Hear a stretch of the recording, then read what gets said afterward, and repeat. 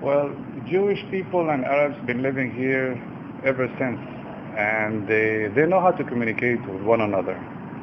Politics, TV, news, media, we have a problem with that. I'm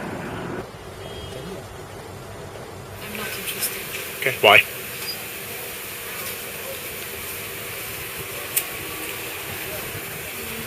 Because I don't believe in the government here. People don't really care what I teach or what, and I don't think that I can do much.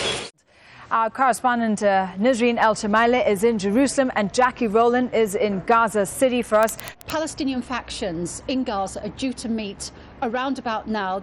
As they put it, they are going to discuss how to confront what they described as Israel's military escalation against Gaza. Let's go to Nisreen El-Shamaila, who is in Jerusalem for us. And Nisreen, for the first time, a rocket landing near Jerusalem. Jerusalem has also been targeted by rockets from Gaza.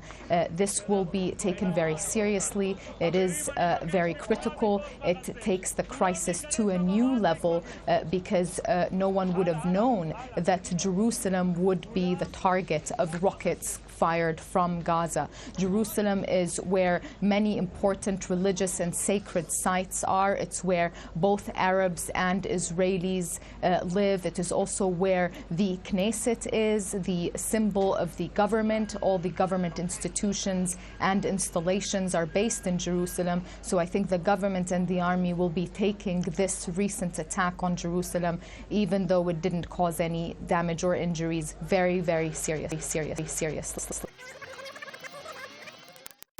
The majority of Palestinian Arabs live traditional lives in around 800 largely self-sufficient villages. Britain controlled Palestine between 1917 and 1948.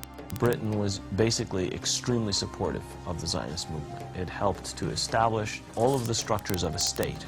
More than 100,000 Jews had arrived in Palestine in the 1920s, and some had good relations with their Arab neighbors. But as immigration continued and as Arab land was sold for Jewish settlement, then tensions rose. Refugees, exiles from Palestine.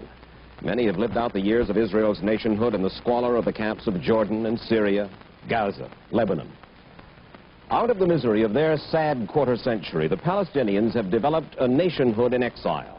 They were together only in their vow to eradicate Israel and to return to their homes in the land they called Palestine. We broke Israel, but we were not up to entering a confrontation with the United States, and that's what Sadat realized. I believe he was one of the bravest and greatest men ever. He said, "I will not throw my people into the fire," and that's why he signed the treaty. Not until the late 60s did Fatah gain a real purchase in the Arab world. By the end of the decade, Arafat took over the leadership of the Palestine Liberation Organization, a group contrived to unify the assorted Palestinian factions. Israeli Prime Minister Yitzhak Rabin, U.S. President Bill Clinton, and PLO Chairman Yasser Arafat later came together to sign a revolutionary agreement. In 1993, a plan was devised to end the bloodshed and bring peace to both peoples. And bring peace to both peoples. And bring peace. Israel has made it clear أننا نستطيع أن نحول حياة ملايين الصهاينة الإسرائيليين في كل فلسطين المحتلة إلى جحيم حقيقي. I hope that Hamas and the other terror organizations in Gaza got the message. And we've expressed it by pulling our ambassador from Tel Aviv and sending a letter of protest to the Israeli ambassador here in Cairo. We ask Egypt to use its influence in the region. For the sake of all humanity, things must change in the Middle East. Enough. There's simply no way to achieve that peace until all parties fight terror.